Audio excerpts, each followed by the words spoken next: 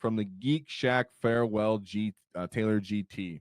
We have Arian Lopez coming in with his Cult of Speed at 5. And oh, boys, he did it. Finally, somebody came out and had results with Cult of Speed. Shout out to all the guys who've been trying, the pioneers of the Cult of Speed, those who never lost hope. But we finally have someone who came out and actually not only performed at a GT well, but ended up winning the whole thing and taking it all home, right? So everybody right now, let's get a wah in chat for Mr. Arian Lopez, really sticking it to what it means to be an orc player and really trust in the great green. Because if you're making Cult of Speed work, boy, I'm telling you guys, because I have the models to run all the Cult of Speed. Like I always say, I do play all the stuff that we talk about on here, all the detachments. I just try to have an understanding and base level of knowledge of everything what we're talking about firsthand. And one thing I can say firsthand is, yes, definitely went over Cult of Speed list that has this similar archetype of blending actual Cult of Speed keyword with a killing unit so that you can actually play the game and not just run into people. But to still execute it is easier said than done, because I know I definitely had my teeth kicked in when I was running Cult of Speed, trying to kind of figure it out as well recently. So much respect to you, Arian Lopez, because even though I'm going to go through this and I'll get the idea generally of what you were trying to do, it was definitely still rough to do. So let's go over this kind of combined force of Cult of Speed with the good old meat and potatoes of the Orks. And you're going to see here, as I was talking about with the stats, when we're going over the stats and what it means to be an orc right now, the big thing is we have Tankbustas and we have Breaka Boyz. So we have the characters to start, the Beast Boss. Good old-fashioned Beast Boss with his Dev Wounds on the charge and his 10 Snaggers to play that OC. We have then Boss Snickra instead of the Commandos, right? Whenever me or whoever generally talk about Cult of Speed, we talk about some sort of infiltration, but we generally stay to Commandos because Commandos generally have a bigger profile. But in this case, he kind of pulled it back. He said, I'll just play with the Snickra. And this not only decreases obviously points, but it's really not that much. So why would he go to Snickra is what I kind of thought about myself, and something that I've been considering when I'm including Snickra on my list is simply his ability to, one, hide in the small corners in your natural, near your natural expansion, or if you want to kind of harass the enemies and bring in stuff from reserve to have occupy the space or deny their scouting. But secondly, if you're playing against, let's say, a World Eaters army where they can easily throw a chaos spawn unit at you, well, then you can just simply leave Snickra in your backline screening, and then when the enemy opens up some space in the back, say a World Eaters player leaves his home objectives because he stickied it with his cultists, this is when Snickra comes in, starts to score secondaries, try to steal prime or home objective or whatever it may be. So he's stopping a scouting, he has his redeploying to keep himself safer. So he's a little more versatile than simply the big 10-man unit of Commandos, where they're a little bit harder to hide. Enemy can kind of end up chipping away at them regardless if they're trying to get involved in the game, or you just don't have a good way to put good place to put them. Now we do have the actual missions here that we're going to go over, and then the deployments. And one thing is they didn't have to actually play search and destroy, and that's something else that I spoke about when I broke down Cult of Speed, was that, well, you really will miss it if you're playing search and destroy if you don't have Commandos. But in this case, he didn't play search and destroy deployment at all. Therefore, I can understand him just playing with the Snick Rock, keeping it nice and simple, but still having that utility, which I think did have impact in his matchups as we go through those. Two Deffkilla Wartrikes with no enhancements on this list at all. Something that's brought up to me by another really efficient orc player, shout out to you to Big Boss, is, there's no enhancements on a lot of orc lists. And I think a lot of orc players are just tuning into more stuff and more killing potential instead of looking for anything kind of fancy to kind of tag on the back end. If you're going to pay for a 25-point enhancement, 35-point enhancement, you might as well just find a way to fit some grots on the list, and yeah, somebody's, we're talking about there's no buggies on this list, not too much. There's one, but there's not too many. But what there are Deffkoptas. So we have, as for the battle line, we have the 10-man unit Snaggers, like we always say. Now, it's not just for killing, but Snaggers, what I like about them is they are good at combat outside of the WAAAGH. Their baseline 5 strength and their dev wounds on the charge from the Beast Boss, their innate re-rolls, allow them to efficiently just get into fights even outside of the WAAAGH, which is what I find to be important about them, is that they have a consistent, continual way to play. They're not just like, well, only on the WAAAGH can I come out. Like maybe, for example, your Breaka Boyz or your Knobs, where it's just like, well, all I have to do is wait for that. So, we do have 2 trucks. Keep in mind in this detachment, the trucks can pop 4 up invuln for 1 CP. That's pretty awesome.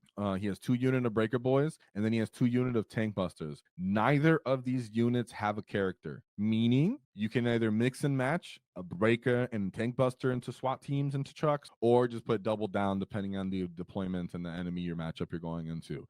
I like his faith into both of these units without characters. Now, I will say Tankbusters are just kind of, in my opinion, quite unreliable without a character, but the enemy can't rely on that. And just having more rockets, more blasts alongside your other somewhat inefficient, quote unquote, it is quite inefficient shooting, yet a lot of damage 3 shooting just means you're doubling down on the dice. You're just rolling them out, and eventually the dice are going to get in your favor. At least that's what the Orc players think. And that seemed to work out. And then the Breaka Boyz. Breaka Boyz, as long as you're waiting for the wall to go off on them and to get your attacks a good amount of time for a 16 wound vehicle or a 12 wound vehicle, you could chip it down, whatever it may be. Maybe some mortals, some shooting from all these rockets there on the field. Breaka Boyz come in, finish it up. But you need that melee to really get the enemy's respect and deal with all these tough chassis and monsters and everything that exists in the meta. But the real backbone of this list, right? The core of this list, its foundation is the 3x6 Deffkoptas, 18 max Deffkoptas. Whoa! Now, it's funny because if you ever go back to our videos and index, which you never will, but so I'll tell you now, is that this used to be a meme when we used to joke about, max Deffkoptas being actually on the list before I had our codex, and now we're looking at, well, here we are with 18 Deffkoptas, right? Another thing that I wanted to point out here is that each Deffkopta unit was running 2 custom Mega Blasts. Now, people might say, well, I like the blast because I want to have more blast weapons into enemy infantry bricks, and I don't want to take hazardous on myself. I understand, but when it is time for those Deffkoptas to come out, there's a lot to say about just having reliable quantity of shot output, right? Because when you do come out to play, and a lot of the time these are going to be the units that are going to be taking your offensive stratagem, you really just want to make sure you get enough shots for your stratagem to be useful, right? To be actually valuable and get some return on it. And that's where I found more value in running custom Mega Blasters and being able to spike the D6 damage and bring fear to the enemy in that kind of way. I found to be respectable as well. But there is something to say about just assured volume, and having just flat 3 shots alongside those blast weapons feels really good for any of our stratagems, whether it's sustain or getting within 9 inches and getting lethal and then using the lethal strat instead, and having all this kind of reliable shot output means you're more likely to actually get value from your stratagem. So, and yes, they're 4 wounds. Even if you blow yourself up, you take a 1. Now he's not necessarily dead. You have to roll more.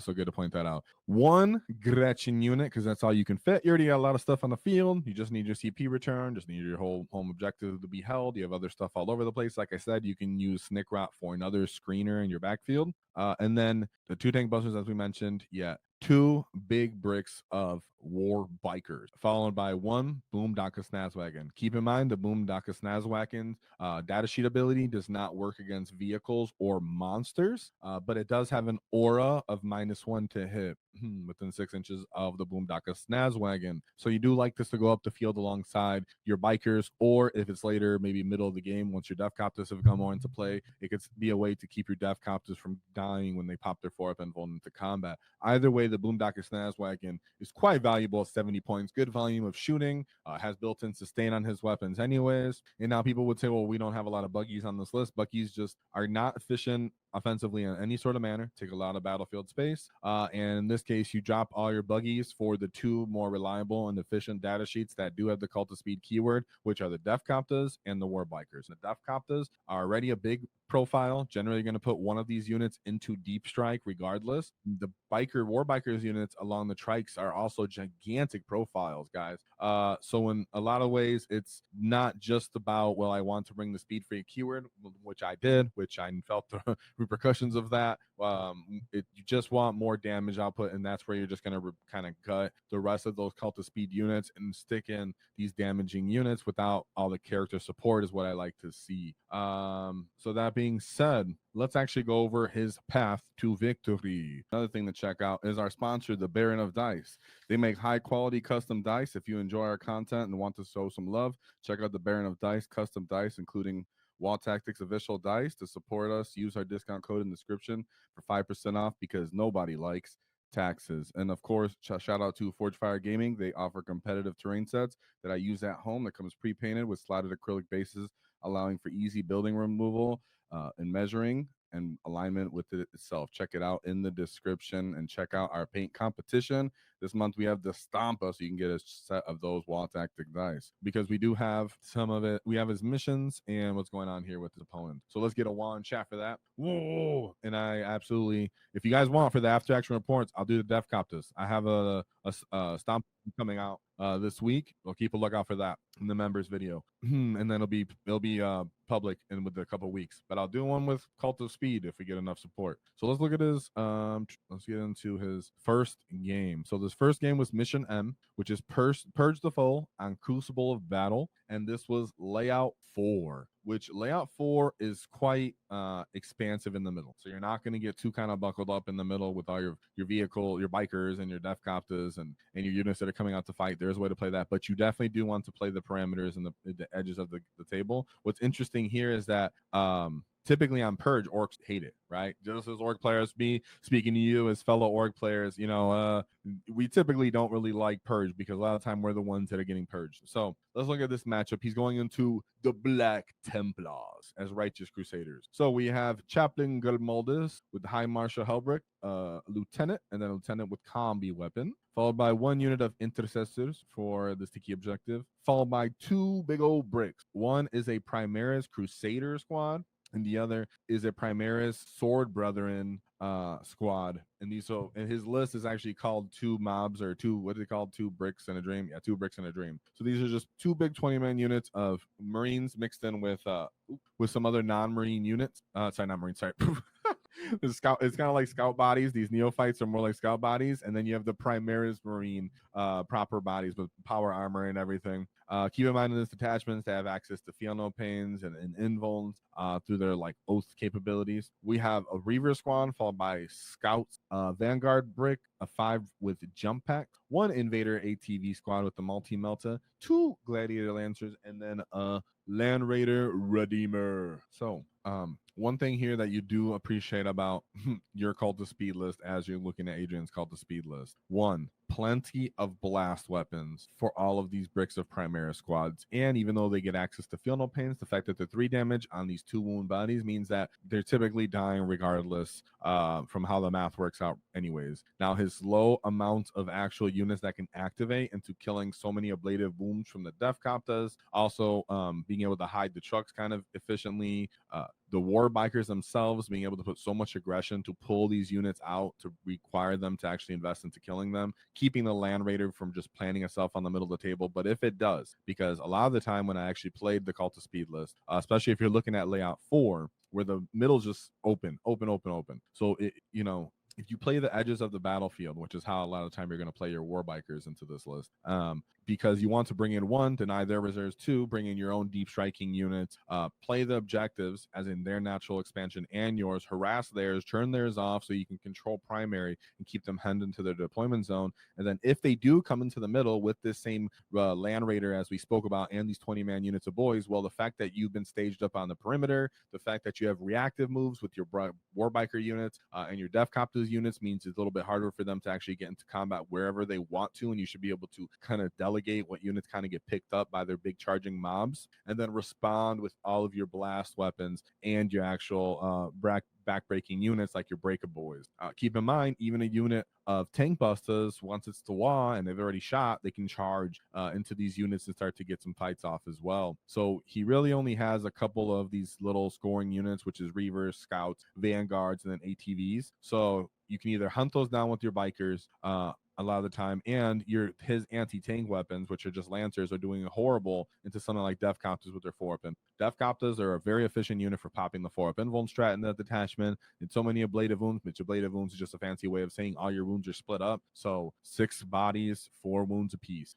Much harder to get through for these anti-tank weapons. Now, something like a Redeemer could be a problematic, which is why you can't really throw anything to the mid-table until you deal with that, which is why you have units like Breaka Boyz and Tankbustas on your list to begin with. But still, remember, very impressive, and it was Purge the Foe. So I agree that he most likely just went very high pressure, picking up all his kind of scoring assets, keeping him hemmed in, and then calling a wall and breaking his back when the guy did commit with his mobs and his land raiders. Because at that place, at that time, how his list is designed is, well, I can only play the middle of the table and maybe my own natural expansion with one of my mobs. Then my mobs are getting split up, and then the orc can kind of just choose Deffkoptas, bam, popping sustain, shooting at you.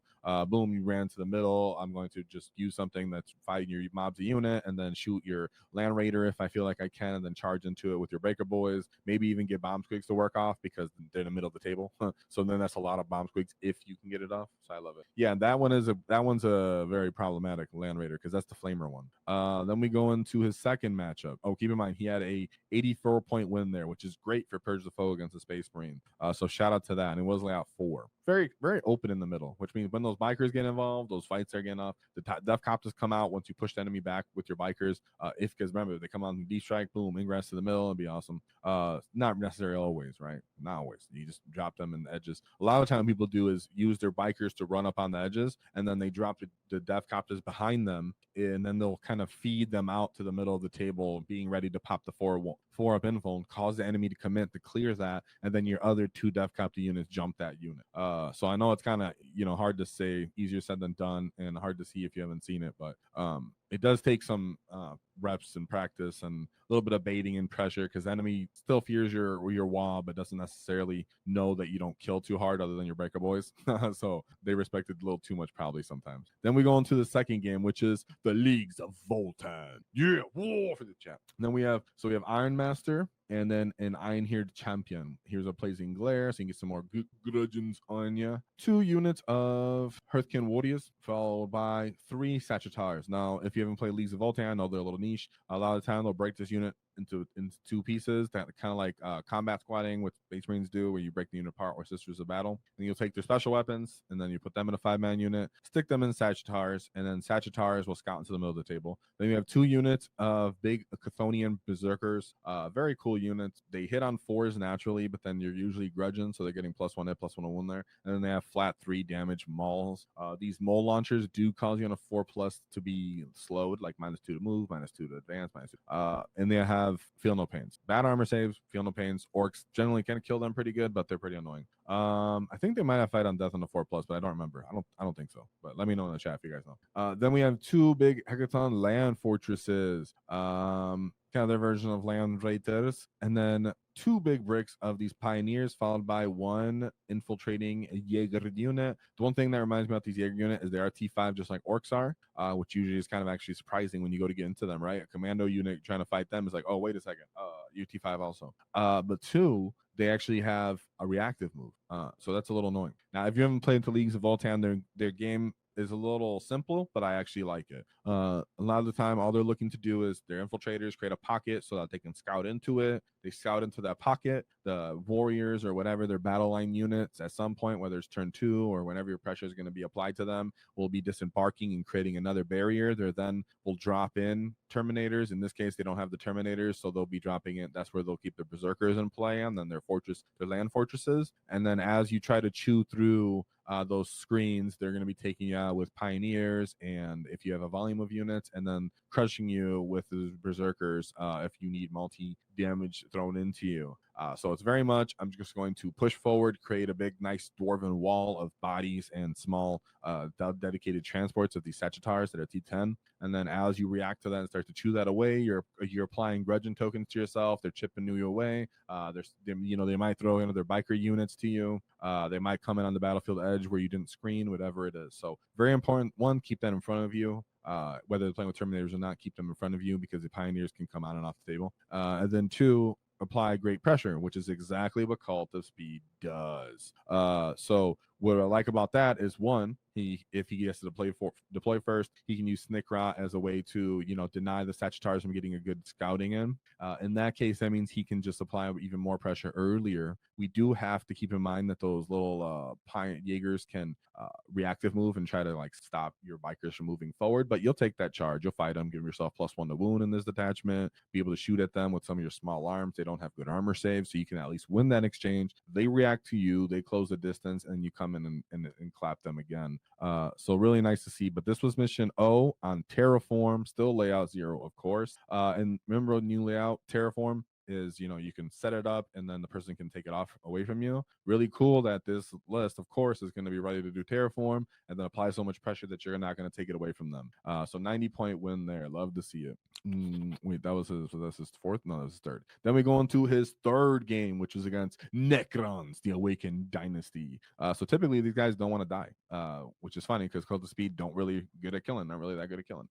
So then we have one Katana Nightbringer, which he needs a bigger model. RKGW, messing around. Then we have then we have a Hexmark Destroyer, two of them. Not sure what this little subjugator Oro does. Luminor Suzeris, followed by a Scorpec Lord. One unit of Canoptic Spiders. Okay, you guys bring them from reserve typically. One unit of Death Marks, followed by three Doomsday Ark, two units of Flayed Ones, two units of Locust Destroyers, a Scorpec Destroyer, two units of Scorpec Destroyer, excuse me, and then a Triarch. If you guys aren't used to a Triarch, just to point it out, 4-up info, he shoots you, he strips cover, he's relatively shooty a little bit himself, and tough because he has that 4-up info, but I think he's only like T8 or something, or T9, so kind of low toughness, just like all Necrons are. So what this list does have is actually the ability to infiltrate. So between these Flayed Ones, he can kind of screen you out. But what ends up happening, which is what Necrons don't really like about Orks, is that when they do have just a little bit of stuff that's going to come out and screen for you and you pick that up, they generally just run out right after. So if they are willing to give up the Death Marks and the Flayed Ones and to kind of push you out because they want to allow their Scorpec Destroyers to come in from reserve typically, maybe these little independent Locust Destroyers to come on battlefield edges, they want to create that space. That's why he already had these Flayed Ones on his list, and he has Death Marks on this list. The Doomsday Arcs are really just kind of the backbone of what their damage would typically be. So a lot of the time what ends up being important when you're playing against Necrons is the fact that you have to force them to come into the middle once you start picking up their assets because they're trying to start to play primary again. And that's what actually was happening here because the mission was mission C, which was Linchpin, still layout 4, and tipping point. So keep in mind that means that he's going to have to retain his home, but still actually come out and play the game for some of these primary. And like I said, your Bikers are going to play for their natural expansion. Bikers have really respectable OC. You have reactive moves yourselves. So even these Scorpec Destroyers, if he keeps them on the battlefield, aren't going to necessarily get reliable fights into you. They don't advance in charge from what I remember.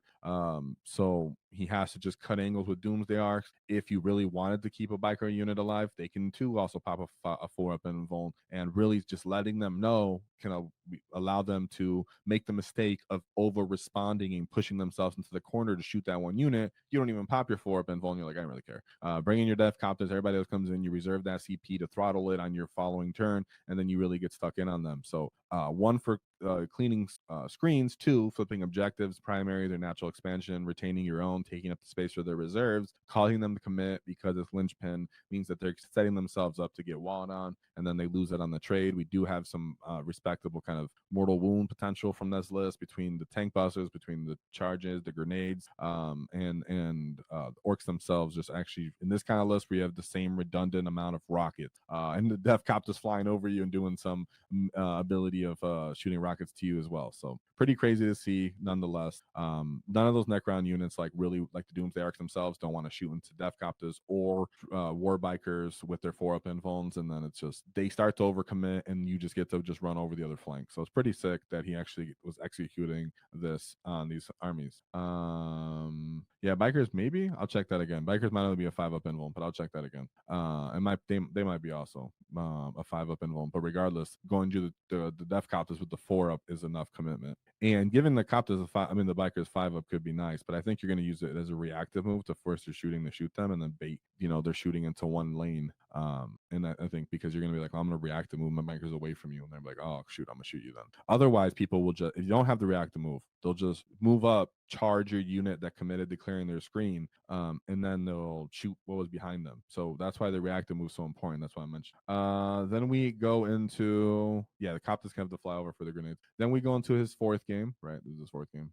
It was. So his fourth game is against Thousand Sun. So we have a Demon Prince, a Demon Prince with Zeech, Exalted Sorcerer on Disc of Zeech, Magnus to red, and then a sorcerer. A little light on the characters, but I like that he's using Magnus. 3 units of Rubrikai, 5-man units, followed by 2 rhinos, a chaos spawn, 2 Unilux vortex beasts, 2 of these robot units, followed by a enlightened, and then a Zangor unit. So I personally haven't had games into the new Thousand Suns. Won't lie here, won't front. Watch some battle reports and such like that. Looked up, listened to videos about them. From what the understanding is, still the same old shenanigans, especially when you're playing with Magnus. He's doing a lot of the carrying one workload. And they're still susceptible to the fast that everyone's fast that is doing the shenanigans, besides who's ever got left behind from not doing shenanigans. And then they're still nonetheless squishy, which if you go back to even Index Hammer, when we were running 6 trucks followed by 3 of the Forge World truck things, whatever they were, you could just kind of overwhelm them with assets, and anything touches them or get into combat with them, you're starting to really diminish their assets. So they have a little bit of Zangor here, this 10-man unit, so they do have a little bit of a screen of Zangors, but everything else, once you do put the pressure on, it's like, well, what are you really killing Magnus? What are you going into? Because everything else is getting killed, and the fact that everything else can fall back, shoot, and charge means there's a good chance that you ignore Magnus and you kill just about everything else that's trying to play the mission, and whenever Magnus is trying to really get off and fight something, that really takes the 4-up invul maybe in its Magnus combat, and you're just like, well, now you're stuck here, Magnus, for a little bit, right? So I appreciate it, and the fact that he was still able to do it. Very important that we emphasize that the reason why the Hunt and Kult of Speed, in my opinion, are doing a little bit better than something like Mordaka or Bully Boys or even Green Tide seems to be just the fact that it can dictate the pace of the game and the tempo much earlier and put the pressure on, and that's always been the weakness of Thousand Suns. So not surprised that he was able to kind of push it back on there. Let me clear some of these because I have too many. All right, and then we go into his last matchup, which there is 1 man versus 27 gorillas. The Tala Empire Kroot Hunting Pack. So Dark Strider, this is something else I haven't fought. Okay, not too many people have gotten to fight this, but another horde. Nice to see a horde, but I think our red tide is about to run this thing over. So we have Dark Strider. Oh my gosh, there was something else I was supposed to mention too, guys. Against the Thousand Suns, the mission was hidden supplies. So there was, and the layout was layout 7. So that's new layout 7, but you have more primary objectives in the middle of the table. So that would have also been, well, we're still going to be scoring pretty highly. Typically, they can kind of try to hold the corner in that case, but it just means as we're pressuring them, we always got some primary to keep. And then as for this last mission against these Kroot, it's just a good old-fashioned Mission A, taken hold on layout 7, the new layout, of course. 1 battle line Kroot unit, followed by 3 hammerhead gunships. What do they got? Ion battle cannons and seekers, and then one of them has a railgun. 3 big bricks of Kroot rampages. These guys are pretty cool. They can actually beat up some of our bikers, for example, but Deffkoptas are chewing them up. Followed by 3 3-man units of Kroot riders, 3 units of gun ray ships, followed by 2 units of 3. Yeah, 2 units of 2, right? 2 units of battle suits. So yeah, nonetheless, love to see that he's taking on Tau in their Kroot formations and their allied force in here. Always important when you're playing Tau, as we've just been mentioning this whole time. We're telling the Cult of Speed list. Tau is one of those other detachments where the longer the game goes on, the longer the game goes on, the happier they are. In this case, it's all about closing the distance on them as well, and them knowing that you have a combined armed asset on your army, meaning that you're going to be able to shoot them and charge them. And though their rampagers do have a good amount of wounds and toughness, and their Kroot riders do too, they really can't take all of the plethora of damage 3, plus our small arm shooting that comes from these units, plus our charging potential from the WAAAGH. So they're going to be on the back foot, a little bit more defensive, but so important and so interesting that he actually took that army out with a fat 100-point win on a good old-fashioned take and hold. So I'm not sure which games he went first, but I can understand the pressure that he was trying to put out here. If you want to know how to play a Cult of Speed a little bit more, we did cover those tactics further on the Cult of Speed breakdown video, and that's pretty much how this list was written out, is how that one was, broken down in those videos as well. This is definitely more refined, and he obviously has results, so I'm actually very happy to see it. But it's really cool that someone actually went out with Cult of Speed and had a red tide just run over the enemies. He didn't have to go into some of the big problematic enemy units, which is also something to take into consideration, but the fact that he could do it and he actually did it should encourage you, because whether you're not going to GTs or not, you RTTs, Crusades, playing your local people, this is why we always try to emphasize that you play what you want, but you do it in an efficient, well thought out, analytical way in a realistic manner, as this Git did. Even though this Git understood that he was trying to play Cult of Speed, he knew that as much as we all love the buggies, fitting those buggies on your list typically doesn't really help you. But sticking to the Deffkoptas and the Warbikers, which are two really big bricks of units that appreciate these 1 CP strats, means that you're going to get them, take them a lot further, and you can actually still appreciate what this list is trying to do with the stratagems, with the detachment rules, while still keeping, you know, some authenticity to your list of, hey, I'm respectable because I can actually do damage, which is where the Breaka Boyz and the Tankbustas come into play. Yeah, the Tankbustas fit alongside all of these other rockets that are on this list. So really, how out of place is it? You can think of it as just a bunch of orcs in vehicles shooting out of it with rockets, followed by buggies running up, and then copters dropping into place and bikers running into place. Well, I guess it's one buggy, but you know what I'm saying. Let's see. And yeah, when someone pointed out earlier, yes, the speed freaks can use the invuln, but only the vehicles get it to a 4-up. Okay, so when I said of the bikers were the 4-up invuln, they can't do it. They get a 5-up. Excuse me, I was getting too excited, but the Deffkopta does. So thank you for that, making sure that I was clean on that to double check. So one last list, and of course he has the beast boss, good old fashioned beast boss. When, like I said, whenever you're getting the commitment into play, the beast boss is going to come in with the diverse profile. So beast boss plus 10 Sanagas, Snick Rot to stop the enemy scouting, or all in all making room for our own deep strike and our own ability to own the battlefield, because board control is the way of the game, but the Snick Rot can actually hide in those little GW pockets on some of these buildings where if the army's just shooting army, we'll have a hard time getting a line of sight to it. And if it's a melee army, well, I'll just deploy them defensively and then you just won't get them. 2 units of Deffkilla Wartrikes with their 2 big bricks of bikers, 2 trucks, 2 units of Breaka Boyz with 2 Tankbuster boys. Any of those guys combos can go into trucks. 3 big bricks of Deffkoptas, 1 minimum size unit Gretchen, and then a Boomdocker Snaz wagon to really nullify that clapback when the enemy tries to respond in combat. And get more out of your wall in your 5-up invuln, along with all these weird ablative wounds on these nice toughness 6 chassis. So nonetheless, shout out to Arian Lopez for his Cult of Speed, proving that red ones indeed do go faster. If you enjoyed the clip, check out the full video here. If you'd like to see more tactics, click here. Let's get stuck in, lads!